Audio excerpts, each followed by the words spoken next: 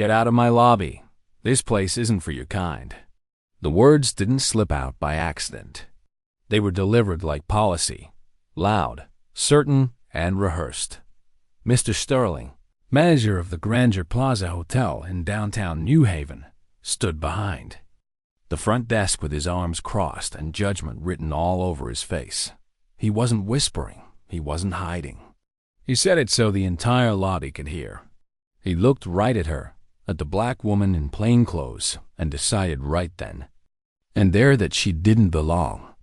What he didn't know was that in exactly 9 minutes, the woman standing in front of him would fire him and every single member of his team, right there in the very lobby where he had just tried to humiliate her. Before we get into this, tell me where you're watching from. Comment your city below. And if this moment stopped you in your tracks the way it did the guests around her, hit that subscribe button and give the video a like. Now, let's rewind to how this moment started. Miss Davies walked through the glass doors of the Grandeur Plaza alone. No assistant, no designer purse, no brand labels, just a black t-shirt, fitted jeans, and calm eyes that had seen this scenario before. She took slow, confident steps across the marble floor. Her sneakers barely made a sound, but her presence sent a ripple through the lobby. She approached the front desk. Behind it stood Mr. Sterling, 48, flanked by 2 clerks, Ms. Finch, 30, with a tight ponytail and tighter smile, and Mr. Sharma, 27, arms folded, eyes already narrowed in suspicion.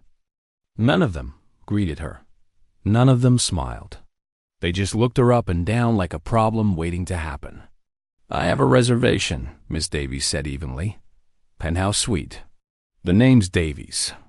Mr. Sterling squinted at her like he misheard.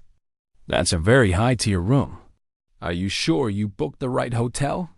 Miss Davies didn't answer the insult. She calmly slid her ID and black credit card across the counter. Mr. Sterling picked them up with 2 fingers, holding the card like it might stain him. "Strange," he muttered. "This looks suspicious." Ms. Finch pressed a button on the desk. Her voice rang out over the intercom.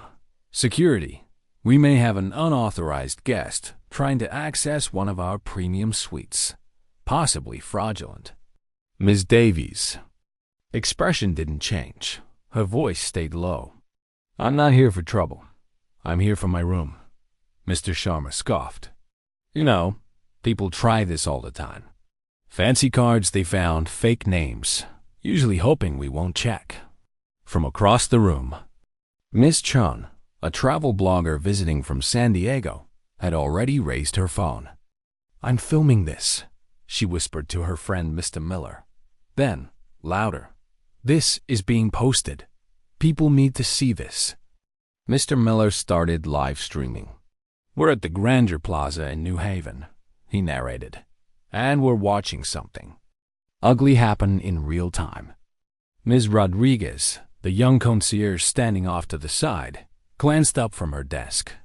Her eyes met Ms. Davies. Something passed between them silent.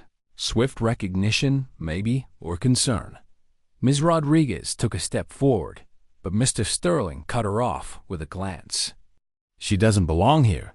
He snapped up. Miss Davies took out her phone and sent a silent tap. On the other end, in a corporate office 3 blocks away, her executive assistant, Ms. Green, picked up immediately. "It's happening," Ms. Davies said quietly. Miss Green didn't hesitate. "The system's ready." Mr. Sterling still held her card, flipping it like he was waiting for it to confess something. "You know," he said louder this time, "we've seen this scam before. People come in, claim to have bookings, flash a high-limit card, and disappear the second we call the bank. Well, not this time." He turned to Mr. Sharma and handed him the card. "Lock it up." Mr. Sharma took it eagerly and walked to a small cabinet. He opened a drawer behind the desk, revealing a brushed steel safe. With exaggerated care, he placed the card inside and slammed the door shut.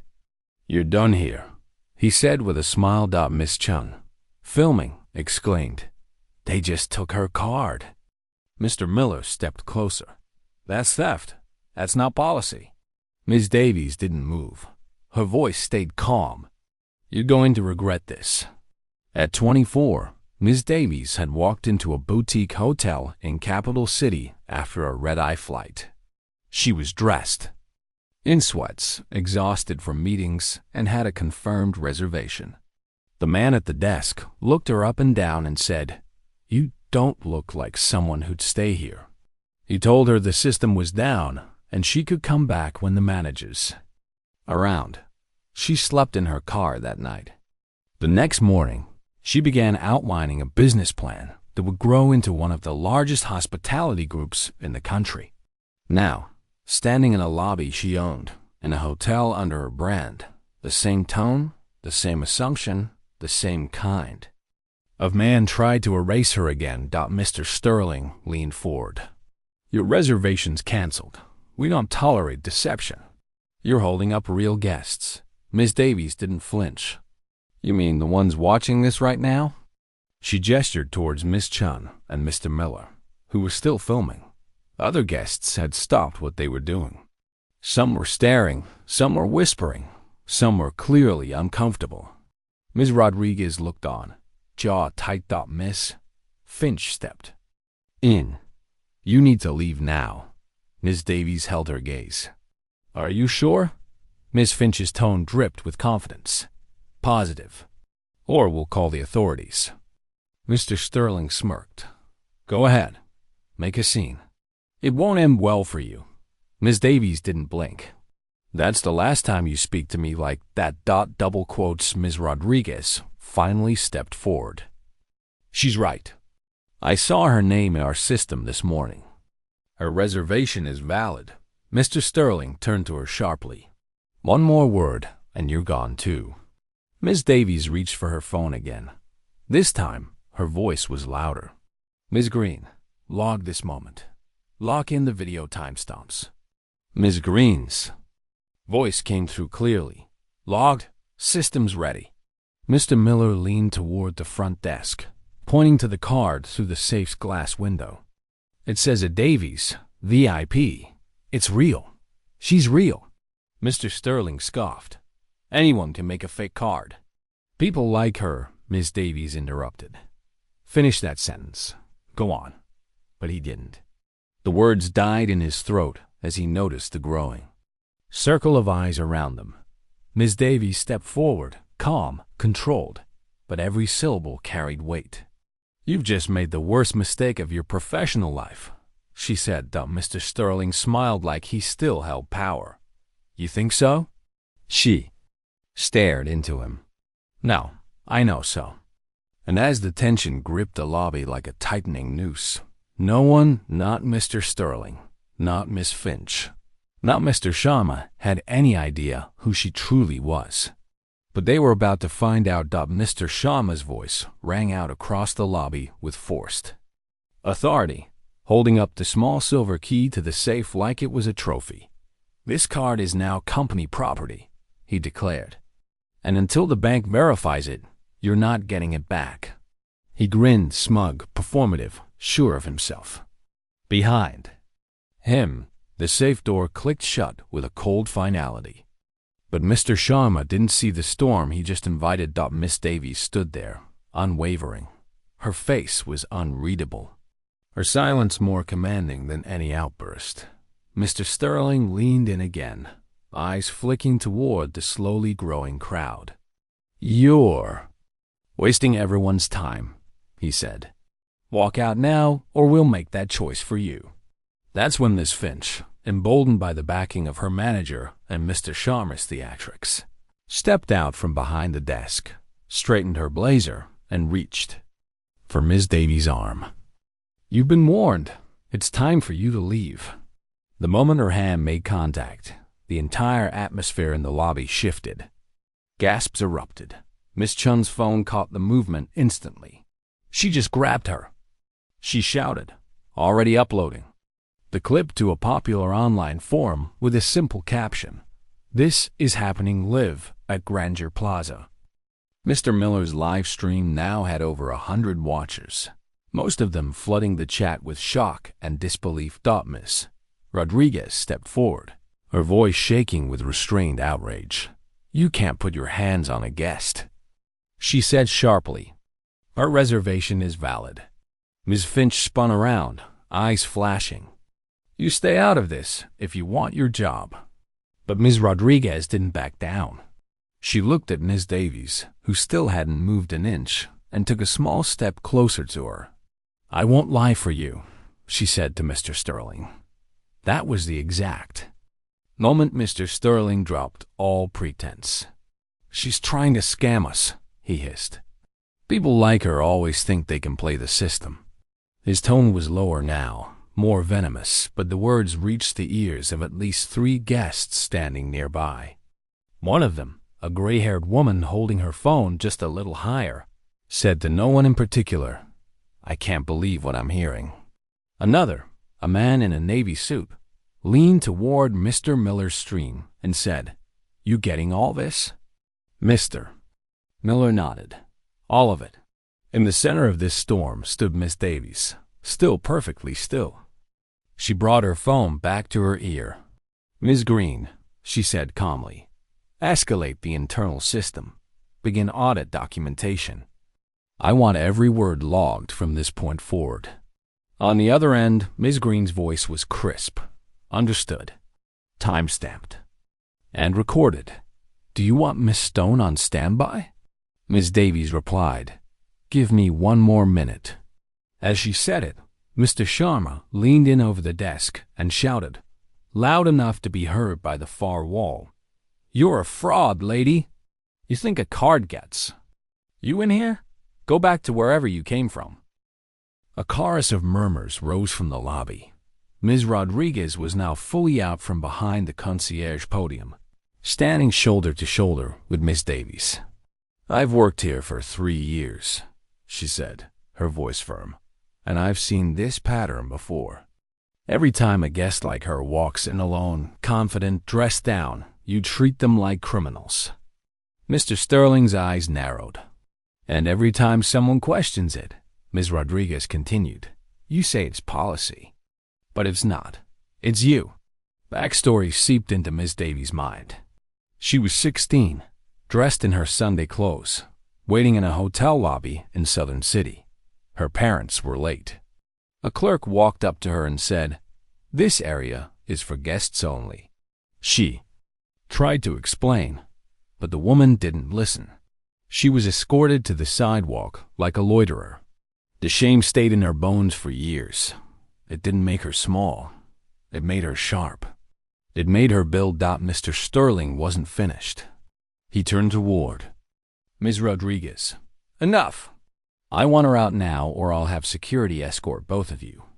Ms. Finch, who'd been silent since Miss Chun started filming again, added quickly, "She refused to provide valid ID. This is a breach. I'm reporting it." But the tension was already turning against them. Mr. Miller, still filming, turned the camera toward his own face.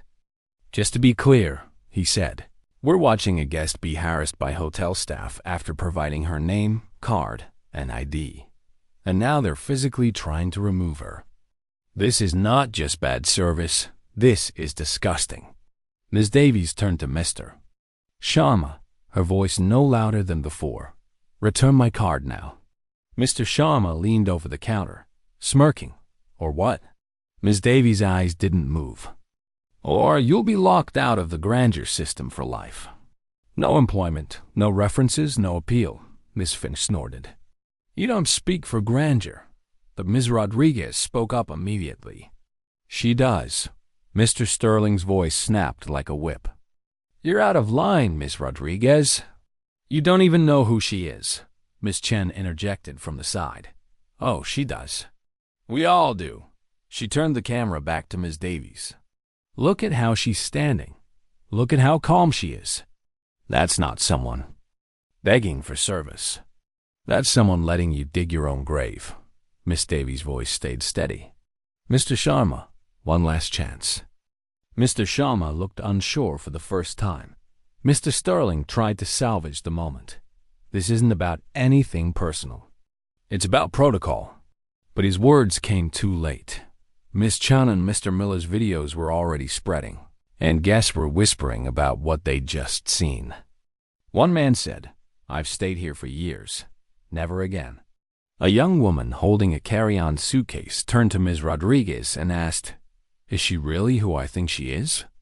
Ms. Rodriguez didn't answer, but her silence said enough. Then, the twist. That shifted the lobby's temperature completely. Ms. Rodriguez stepped forward, voice louder now. "This isn't the first time Mr. Sterling ignored complaints like this. He's been warned. I logged 3 of them last month. 2 from solo women of color, all dismissed." Mr. Sterling's face flushed red. "That's a lie." Mr. Miller swung the camera toward him. "You sure?" Miss Davies looked around slowly.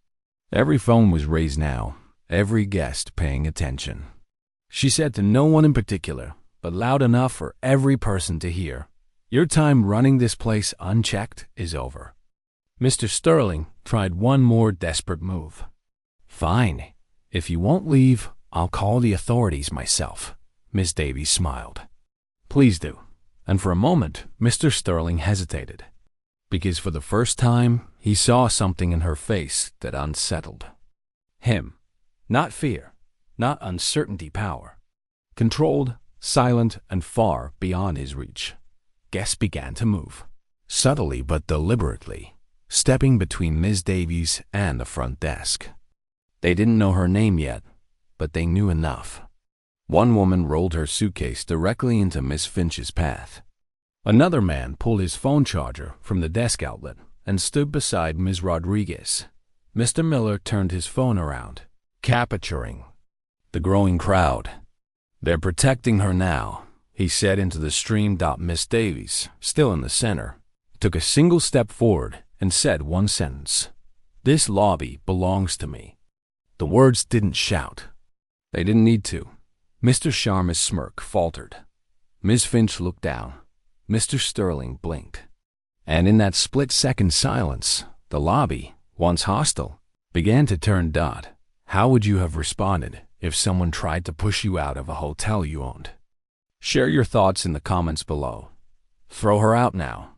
Mr. Sterling's voice cracked across the marble lobby like a gavel, desperate to regain control that had already slipped through his fingers. The lobby wasn't quiet anymore. Phones were raised. Whispers were now open protests. But Mr. Sterling, red-faced and trembling with authority he no longer truly held, pressed forward anyway. "She's trespassing. She's a liar," he bellowed. He turned toward the intercom and slammed his hand down on the button. Mr. Sharma's voice crackled across the entire lobby's speaker system. "To all staff, unauthorized individual in the lobby, do not engage. Repeat, do not engage with this guest. Fraud alert." The moment the announcement ended, the silence that followed was heavier than the words themselves. Ms. Davies didn't flinch, but the guest did. Miss Chun shouted from the corner, "She's not a fraud. We're recording everything." Her voice trembled, not with fear, but with fury. Mr. Miller's live stream view count had jumped past 2,000. Comments rolled in like waves. "That's theft." "Unreal. How is this happening in a luxury hotel?" A mother with her teenage daughter backed away from the check-in line, whispering, "They're going to regret this."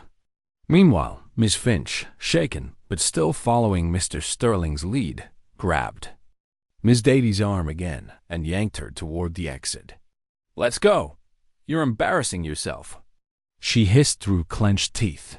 That was when Ms. Rodriguez stepped between them physically, the youngest staff member in the room, the only one to speak up consistently, stood shoulder to shoulder with Miss Davies. "Don't touch her again," she said loud and clear. Miss Finch froze. "You'll be fired," she spat. Miss Rodriguez didn't back down. "Then fire me," she snapped. "But you're not putting your hands on her." Mr. Sterling surged forward, his frustration boiling over. "Do you even know who she is?" He barked at Ms. Rodriguez. "She's a fraud. Look at her." He gestured at Miss Davies' t-shirt, her jeans, her sneakers, like it all proved something. People who stay in penthouse suites don't look like that. Miss Davies' voice was quiet, measured. You keep saying that word, fraud, like it'll make your mistake disappear. She took one small step forward. The distance between them closed. Like a noose tightening around Mr. Sterling's narrative dot at 29, Miss Davies had flown into Western City for a conference. She'd been wearing a navy pantsuit, professional but not extravagant. The man behind the desk had looked at her ID, then at her, then again at the card. "This can't be you," he'd said. "We'll need a second form of ID." She provided one, then another, but they still made her wait while verifying 2 hours. Meanwhile, she watched 3 white men walk in and get sweets without even showing ID. That night, she drafted the policy she would later implement in her own hotels: zero tolerance for guest profiling. That moment lived in her bones, and now so did this one. Get security. Mr. Sterling barked at Mr. Sharma, who had stepped away from the desk and now hovered near the office hallway, uncertain. Call him in now. But Mr. Sharma hesitated. His confidence had cracked, because in front of him stood not a woman begging for entry, but someone who knew something he didn't. And worse, guests were watching. Miss Chun's phone moved from face to face, capturing every twitch of guilt, every flinch of power. Mr. Miller, still live streaming, turned toward a guest standing nearby. "Sir, what are you seeing here?" The man replied without hesitation. "I see someone getting thrown out of a hotel she clearly belongs in." Mr. Sterling spun. "That's slander. She hasn't proven anything." Miss Davies calmly turned her phone toward the crowd. "Would anyone like proof?" Mr. Miller immediately called out. "Show them." But she didn't lift a badge or pull out a contract. Instead, she turned to Ms. Rodriguez and asked softly, "Do you see my name in the reservation system?" Ms. Rodriguez nodded. "Yes, it's under a Davies penthouse, checked in remotely." "And is the VIP tag attached to it?" Ms. Davies continued. Ms. Rodriguez nodded again. "Yes, marked as executive level override. Owner level clearance." The lobby fell quiet. Mr. Sterling's eyes darted. That could have been faked. She could have hacked in. Ms. Chun snapped. "You really think someone walked in off the street, hacked your system, and brought 2,000 witnesses with them?" Ms. Finch, suddenly pale, looked down at the floor. Mr. Sharma stepped forward, hesitantly. "I locked the card in the safe under your instruction, Mr. Sterling. What if we're wrong?" Ms. Davies turned toward him. "You were told to steal from me. That's what you did. But you had a choice." Mr. Sharma's mouth opened, then shut again. Then the crowd shifted. A guest, an older woman with white hair and a floral scarf, moved forward. She positioned herself between Miss Davies and Miss Finch and said simply, "You're not laying a hand on her again." Another man joined, then a woman with a stroller. Within seconds, a loose half-circle had formed in front of Miss Davies, as if the guests themselves had drawn a boundary. Mr. Sterling stood behind the desk, suddenly looking much smaller than he had moments ago. Miss Davies looked around at the human barrier that had risen without her asking. "This is what happens," she said softly, "when silence stops being an option." Mr. Miller turned his phone to the crowd. "They're standing with her now," he said into the camera, "and I don't think they're going anywhere." Mr. Sterling's desperation hit its peak. He shouted over the lobby noise, "You're all being manipulated. She's playing you." And then Mr. Sharma, still holding the intercom mic, whispered something barely audible, but the whole lobby heard it as it echoed through the speakers. "She owns the place, doesn't she?" It hung in the air like smoke. Miss Chun slowly panned her phone toward Miss Davies' face. "Do you?" she asked, breathless. Ms. Rodriguez stepped forward. "She does." Gasps rippled across the room. A man near the lounge chairs whispered, "Wait, this is her hotel?" Ms. Finch turned to Mr. Sterling in horror. You said she was lying. Mr. Sterling didn't speak. Mr. Miller looked into his lens. This is the moment everything changed. Ms. Davies stepped forward again, now past Ms. Rodriguez, past the half circle of guests, right up to the front desk where Mr. Sterling stood frozen. You wanted me out, she said evenly. You framed me. You called me a thief, and you humiliated me in my own lobby. Mr. Sterling opened his mouth, but no words came out. From her phone, Ms. Green's voice came through loud and clear. Miss Davies, Miss Stone is ready. Do you want me to patch her through? Miss Davies' eyes didn't leave Mr. Sterling's. Yes, right now. She tapped the screen once, and Miss Stone's voice, sharp and deliberate, came through the speaker. Miss Davies, everything's prepared. We're standing by for your authorization. Miss Davies took a breath. Terminate Mr. Sterling. Terminate Miss Finch. Terminate Mr. Sharma. Immediate removal from the Grandeur system. Freeze their access credentials and log today's incident for legal audit. A beat of silence. Confirmed, Miss Stone said.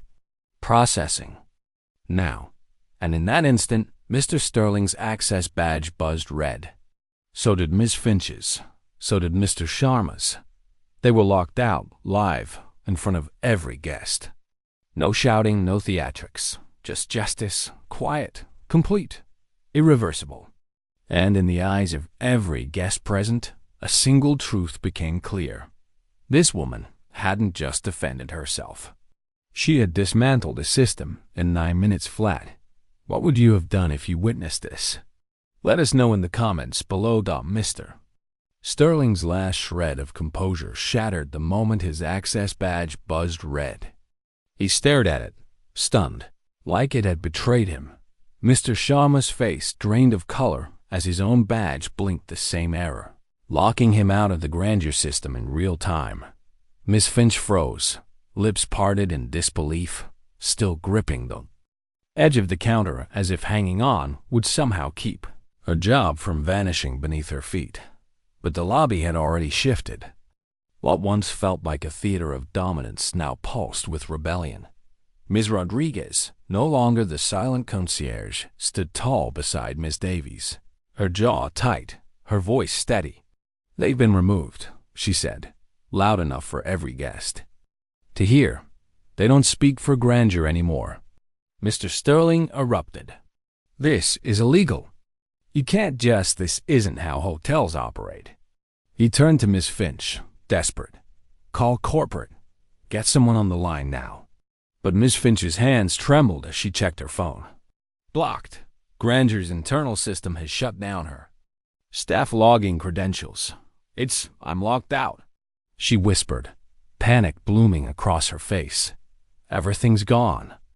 Mr. Sharma tried to step toward the safe to retrieve Ms. Davies' card, but Ms. Rodriguez raised her hand. Stop right there, she commanded. You're no longer authorized to handle guest property. Step away from the counter. Mr. Sharma hesitated, then backed off slowly. And then the final push. Mr. Sterling, boiling in embarrassment, lashed out in the worst way possible. Do you really think this circus makes you a leader? He snarled at Ms. Davies. You tricked your way in. You humiliated us in public. You'll be sued for this. But his voice cracked just slightly when he said it. He was no longer in control, and he knew it. Ms. Davies, still calm, tilted her head slightly. You think leadership is about hiding things? Mr. Sterling? Manipulating perception? She gestured to the guests around them. Leadership is when people who've been ignored for too long finally speak up, and they're heard. Right on cue, a woman in the crowd raised her voice. You never took my complaints seriously last spring, she said.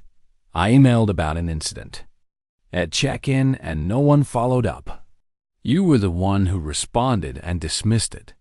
Mr. Sterling turned sharply to see her face, then looked away, recognizing her. Another voice. I was charged twice for a room and got no response until I threatened legal action. A man chimed in from behind the lounge chairs. I asked for an accessible room and was told none were available, then watched someone else check. In and get one. One by one, guest voices became a chorus of past slights and denied accountability. Ms. Rodriguez stepped forward again, now emboldened by truth and consequence. I logged 3 complaints in the last 2 months alone about biased behavior at the front desk. They were dismissed every time. Mr. Sterling signed off on the dismissals himself. Ms. Finch backed up until she hit the wall, eyes darting between guests and her former co-workers. "Mr. Sterling, what is this?" she whispered. They're turning on us." Mr. Sterling's voice was now reduced to a whimper. "They're just angry.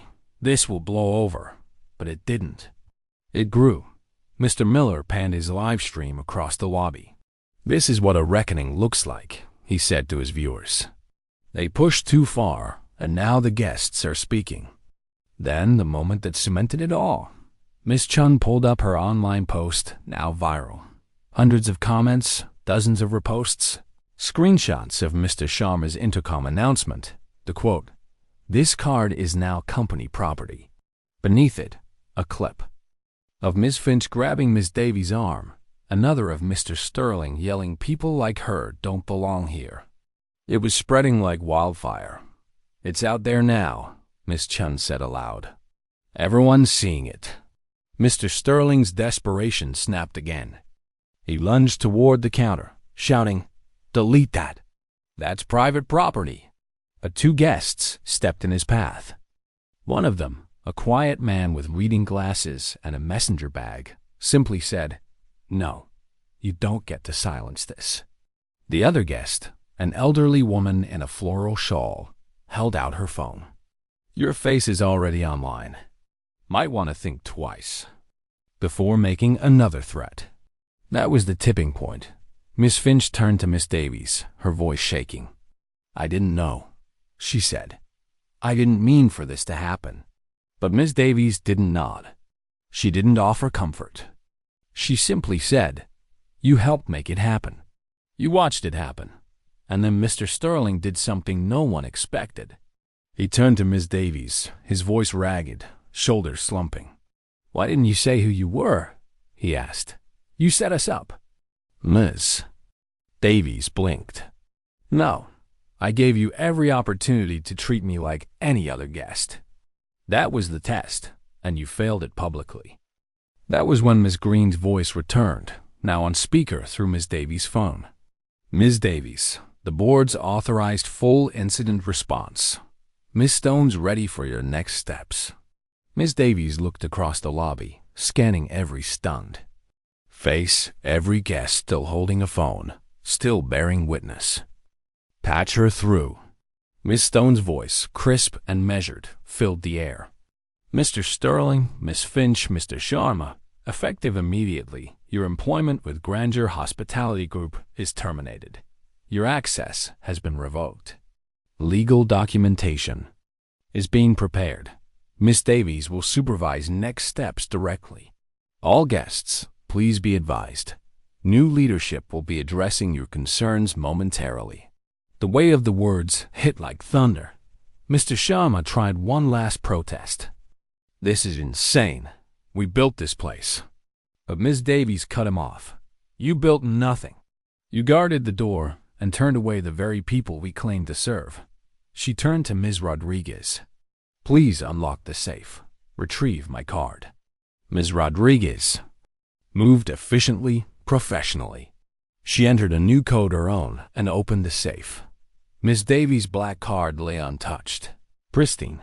Ms. Rodriguez handed it back without a word, but her eyes were glassy with emotion. Then came the guests. One by one, they began clapping. Not loud, not chaotic, but purposeful, measured, as if acknowledging something overdue. Miss Davies looked out over them and spoke, not with anger, but with certainty. This wasn't just about me. This was about every guest who was told their presence was a problem. About every complaint that disappeared. Every policy used to humiliate instead of serve. That ends today. Mr. Sterling, Miss Finch, and Mr. Sharma stood behind the counter, stripped of title, of power, of audience. And yet, the consequences had only begun. Miss Davies turned back to her assistant through the phone. "Miss Green, we're proceeding with full lobby-level reform. Prepare the statement and elevate Miss Rodriguez's status. She be leading this location." "Yes, ma'am," Miss Green replied. And with that, Miss Davies stepped forward, no longer mistaken, no longer anonymous. She had just taken her hotel back, one decision at a time. Miss Davies stood at the center of the marble lobby, silent, composed, while the 3 disgraced employees she had just fired stood frozen behind the front desk faces pale, reputations shattered, and their power extinguished. Mr. Sterling's eyes, once filled with arrogant command, now flicked rapidly between the guests, the live streaming phones, and the woman he had just accused of being a fraud. Mr. Sharma stared blankly at the safe, now open and empty. Its only contents, a black card he had mocked, resting securely in Miss Davies' hand. Miss Finch had gone quiet, lips slightly parted, her gaze locked on the floor, no longer daring to meet anyone's eyes. Around them, the guests remained fixed.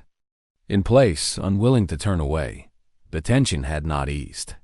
It had evolved into anticipation, as if everyone in the room knew they were on the edge of something permanent. Miss Davies turned slowly, facing the crowd, then adjusting the hem of her plain black t-shirt. She stepped forward and spoke, not for the cameras, not for applause, but with the clear, unwavering tone of a woman who had earned the right to every word. "My name is Miss Davies," she said. "I am the founder and CEO of Grandeur Hospitality Group, and as of this moment, I am reclaiming this hotel, not just from the people who misuse their roles, but from every excuse they ever hid behind."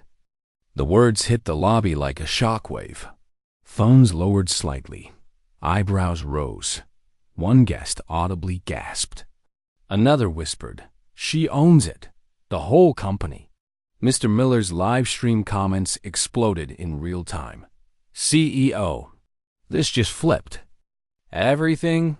What a move." Mr. Sterling stumbled forward. Wait. This isn't how we do things. You're the CEO. You should have. There's protocol. There are procedures. You ambushed us." "No," Ms. Davies replied, never breaking eye contact. "I walked in like every other guest, quiet, alone, respectful. The only thing I didn't bring was privilege.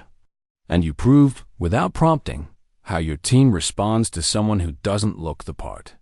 Mr. Sharma shook his head slowly. "We didn't know.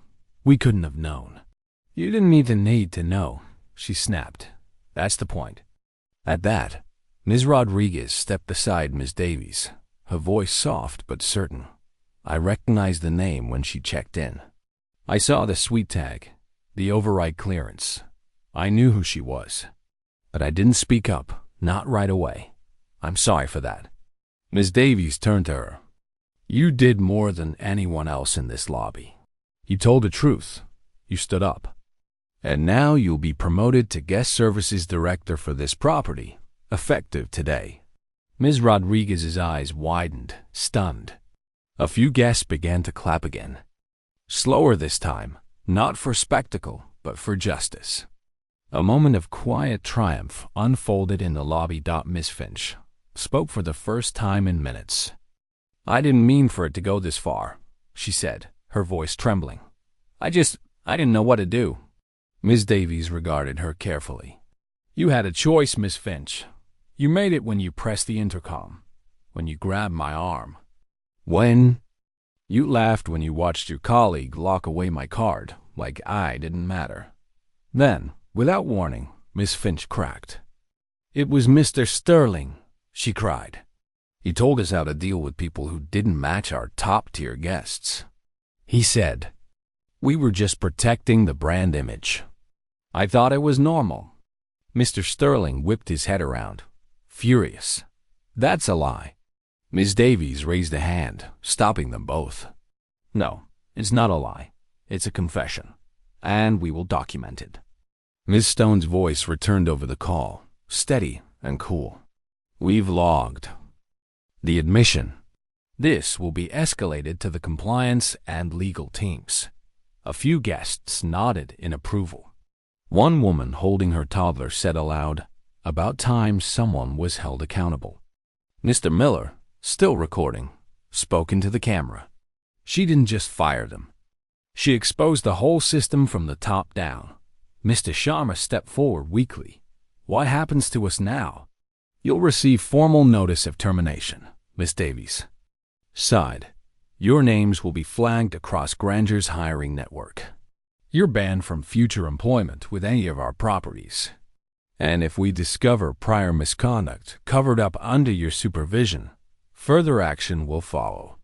Mr. Sterling stared at her like a man who had just realized he had underestimated the wrong person. "All this because you wanted to prove a point?" "No," she said coldly. "All this because I'm tired of people like you deciding who deserves respect based on appearances." From the crowd, Ms. Chun raised her voice. "They tried to erase her, and now she's rewriting the rules." Ms. Davies stepped aside, allowing Ms. Rodriguez behind the front desk. "Reset the check-in system. Suspend pending reservations flagged under Mr. Sterling's staff. ID. We'll reach out to all affected guests and offer them compensation." Ms. Rodriguez nodded and got to work. Hands steady, now empowered. Ms. Davies turned to the guests. "If any of you experienced mistreatment at this property today or before, our internal team will be stationed in the lobby. I've instructed Ms. Green to open direct lines for all complaints, and we will respond within 48 hours. No form letters, no PR fluff, just answers." The room stood still, then began buzzing, not with chaos, but clarity. Guests murmured in agreement. One elderly man tipped his hat and said, "Thank you for not walking away." Miss Davies nodded gently. "I've walked away too many times. Not anymore." Miss Stone's voice came through again. "Media outlets have picked up the footage. Social media is circulating it without hashtags. The narrative is building, but you're in control." Miss Davies gave a firm nod. "Let them talk. Let the public see what happens when a company doesn't just apologize, but acts." Then she turned back toward Mr. Sterling, Miss Finch, and Mr. Sharma. "You're dismissed. Your personal belongings will be sent to you. Security will escort you from the premises. You are not to speak to or approach any guests." Ms. Rodriguez looked at her. "Should I notify building security?" "No," Miss Davies replied. "Let them walk through the lobby. Let every guest see the consequence of unchecked behavior." As the three former staff members moved through the lobby under the weight of their own disgrace, no one stopped them. No one offered sympathy. Only the quiet murmurs of accountability followed them out. And once the doors closed behind them, Miss Davies turned back to her guests and her staff, not with relief, but with resolve. This wasn't justice. This was a beginning. Reform starts now. And with those words, Grandeur Plaza Hotel stopped being just a name carved in stone and became the place where everything changed. The moment the glass doors sealed shut behind Mr. Sterling, Miss Finch, and Mr. Sharma, the energy in the Grandeur Plaza lobby shifted from confrontation to transformation. Guests stood quietly, absorbing what they had just witnessed. A top-down reckoning carried out not behind closed doors, but right in front of them under crystal chandeliers and beside gold-plated check-in counters. Ms. Davies, still composed in her plain black t-shirt and jeans, didn't pause. She turned to Ms. Rodriguez, now elevated from concierge to acting guest services director, and gave a clear directive. Initiate the reform plan. Start from the top. Ms. Rodriguez, no longer hesitant, nodded and immediately began shutting down the existing reservation system, disabling every user login associated with the terminated staff. Done. She confirmed within moments. Miss Davies pulled out her phone. "Ms. Green," she said firmly, "send out the internal alert. Notify regional compliance, diversity operations, and legal. I want a full audit of Grandeur Plaza's last 18 months guest. Complaints, staff conduct records, and suppression logs." Ms. Green's reply was instant. "Already in motion? The media is circling, but your voice is front and center. Ms. Stone's preparing the rollout briefing." Guests began to approach Ms. Rodriguez, many speaking softly, unsure if it was appropriate to offer support. One woman, clutching a reservation confirmation printout, whispered, "Thank you. I was scared to speak earlier." Ms. Rodriguez smiled gently. "We're listening now." In the corner, Mr. Miller's live stream showed steady growth, now past 10,000 viewers. His caption had updated to, "CEO reclaims hotel. Fires entire staff in lobby. Real-time reform." Comments flooded the screen. Miss Chun, now quiet for the first time since she began recording, approached Ms. Davies with her phone lowered. "Do you want me to keep posting?" she asked. Miss Davies nodded. "Only truth. That's all I care about." Then she turned to the crowd. For years, Grandeur Hospitality promised inclusion. The policies mean nothing if bias is ignored behind the desk. Today, that changes. She looked to Ms. Rodriguez again. "Reassign all staff training to begin within 72 hours. We'll bring in an independent firm, and every employee, front desk, concierge, management will undergo recertification. No grandfather clauses, no excuses." As Ms. Davies spoke, Ms. Stone's voice came through on speaker once more. "We've approved your full reform plan. Local media is requesting a statement. We've confirmed your authority to implement procedural suspension of current operations for guest safety." Ms. Davies replied, "Then suspend front desk bookings temporarily. Ms. Rodriguez will manually handle VIP guests. Others will be redirected to our downtown partner location with a complimentary night."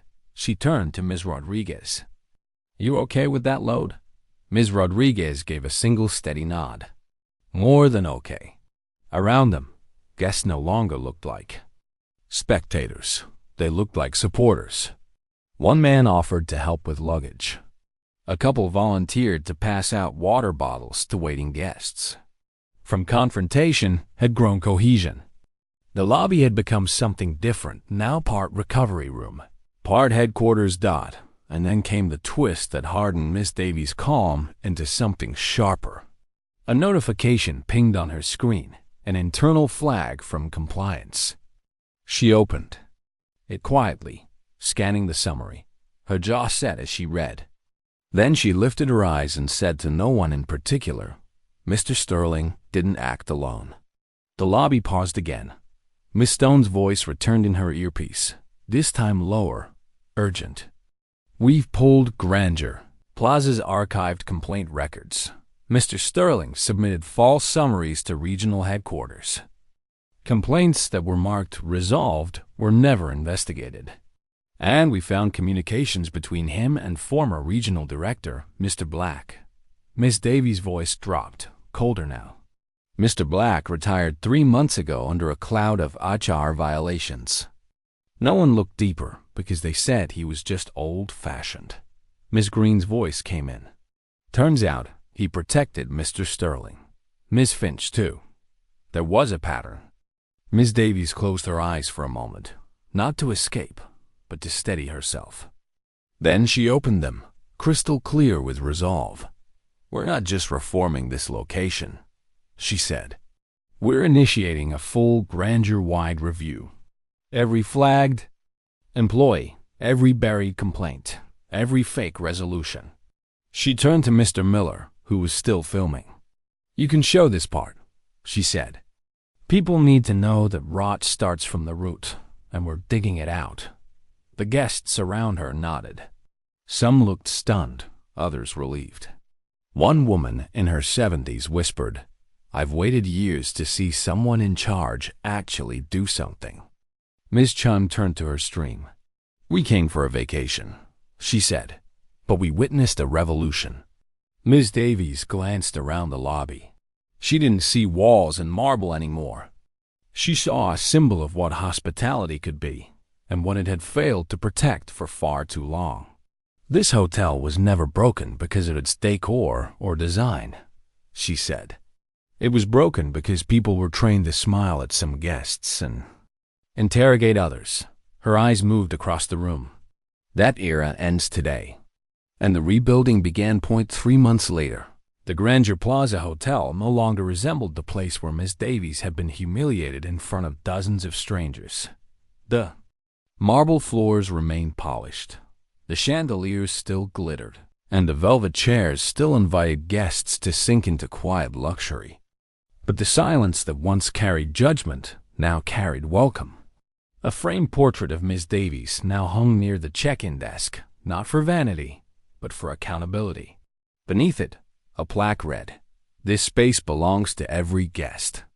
No exceptions." Guests walked in and out without fear of being second-guessed based on appearance, accent, or attire. And behind the desk stood Ms. Rodriguez, now permanently appointed general manager, not just as recognition of courage, but because she redefined what leadership looked like at Grandeur. The reform Miss Davies implemented rippled far beyond New Haven. Grandeur Hospitality Group launched a sweeping initiative, auditing all 57 of its properties across the country. Dozens of previously ignored complaints resurfaced, and new staff-wide training protocols were enforced company-wide. Each hotel adopted a new equity compliance panel, rotating guest advisors, anonymous feedback systems, and zero-tolerance enforcement. With real accountability.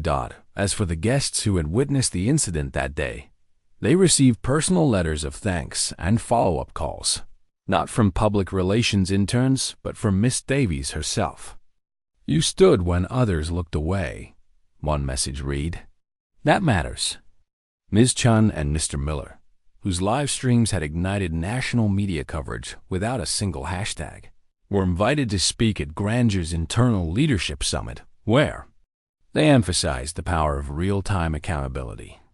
"We didn't set out to expose anything," Mr. Miller had said on stage. "We just refused to put our phones down." But even as the company transformed, the past refused to stay buried.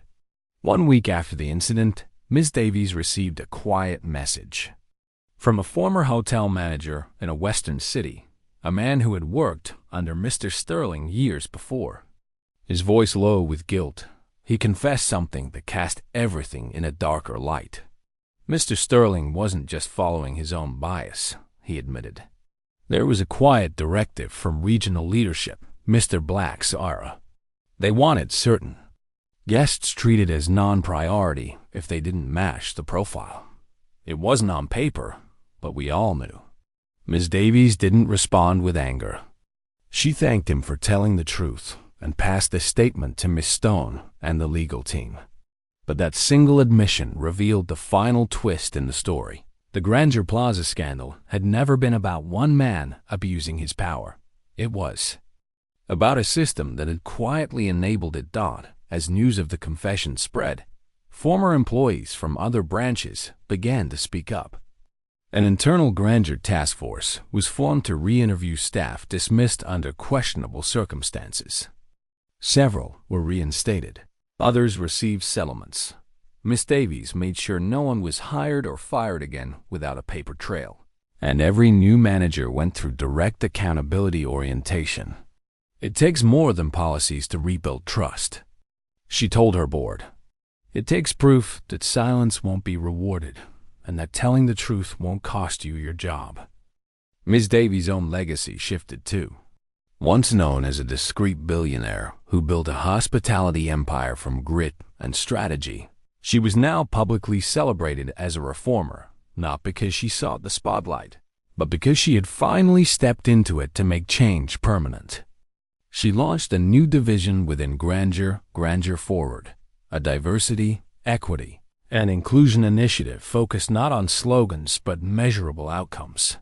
Under its first act, Ms. Rodriguez was named National Advisor for Frontline Guest Experience. And at the end of the inaugural summit, Ms. Davies said the words that guests, staff, and survivors of silent discrimination across the country would never forget. Hospitality doesn't begin with the smile you give. It begins with the respect you assume.